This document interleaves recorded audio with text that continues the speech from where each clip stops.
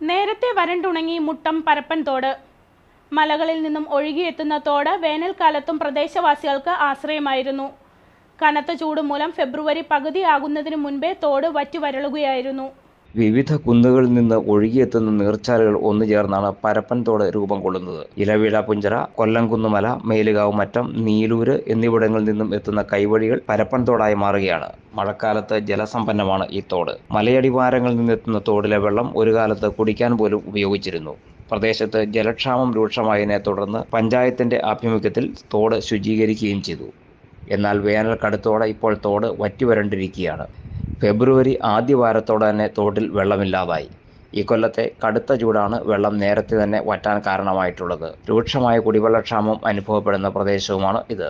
പരപ്പൻതോട്ടിലെ വെള്ളം എന്ന് പറഞ്ഞാൽ ശുദ്ധമായ ഒരു പരിശുദ്ധമായ വെള്ളമായിരുന്നു. അതായത് പമ്പയാറ് കഴിഞ്ഞാൽ പിന്നെ അടുത്ത വെള്ളം ഇതായിരുന്നു. ഞാനൊക്കെ കോരി കുടിച്ചിട്ടുണ്ട്, ഇങ്ങനെ കോരി കുടിച്ചിട്ടുണ്ട്. അത്ര തങ്കപ്പെട്ട വെള്ളമായിരുന്നു. അത് അശുദ്ധിയാക്കിയത് എന്താണെന്ന് വെച്ചാൽ നമ്മുടെ ജനങ്ങളിലൊക്കെ തന്നെയാണ്.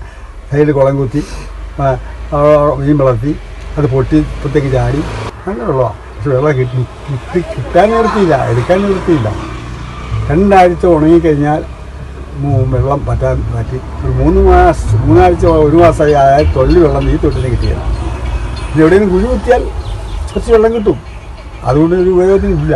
അല്ല തോട്ടിയിലേക്ക് പോയി ഇരിക്കുന്ന ആൾക്കാരുണ്ട്, നടന്നക്കാരുണ്ട്. അങ്ങനെ ഇവിടെ ഇരുന്ന് ചമന്തിക്ക് കഷ്ടി കിട്ടുന്നത് കുഴി കുത്തണം.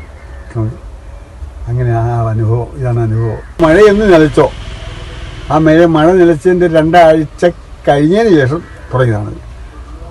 മഴ നിലച്ചതിന് ശേഷം 2 ആഴ്ച വരെയും വലിയ കുഴപ്പമില്ലായിരുന്നു. എന്ന് നമ്മൾ ഈ ഏതാണ്ട് കഴിഞ്ഞ മാസം വരെ വലിയ ആൾക്കാർ കുളിക്കാനൊക്കെ വെള്ളമുണ്ടായിരുന്നു. കഴിഞ്ഞ മാസം മുങ്ങാൻ കുളിക്കാനും ഓരെടുക്കാനും ഒഴുക്കും നിലച്ചു. എന്റെ കാഴ്ചയ്ക്ക് ചില ബുദ്ധിമുട്ടുകൾ അനുഭവപ്പെടാൻ തുടങ്ങിയത് ഈയിടെയാ. ആദ്യം ടെൻഷനായി. മകളാ പറഞ്ഞത് അഹല്യയിൽ പോകാൻ. അഹല്യയ്ക്ക് 30 വർഷത്തെ പാരമ്പര്യവും വിശ്വസ്തതയുമുണ്ട്. അഹല്യയിലെ വിദഗ്ധരായ ഡോക്ടർമാരുടെ ചികിത്സ കൊണ്ട് എനിക്ക് എന്റെ കാഴ്ചശക്തി പൂർണ്ണമായും തിരിച്ചു കിട്ടി. ഇപ്പൊ എനിക്ക് ഈസിയായി വായിക്കാം. നേത്ര സംരക്ഷണത്തിന് നമ്മുടെ Ahalya. Ahalya foundation eye hospital, കേരളത്തിൽ എല്ലായിടത്തും.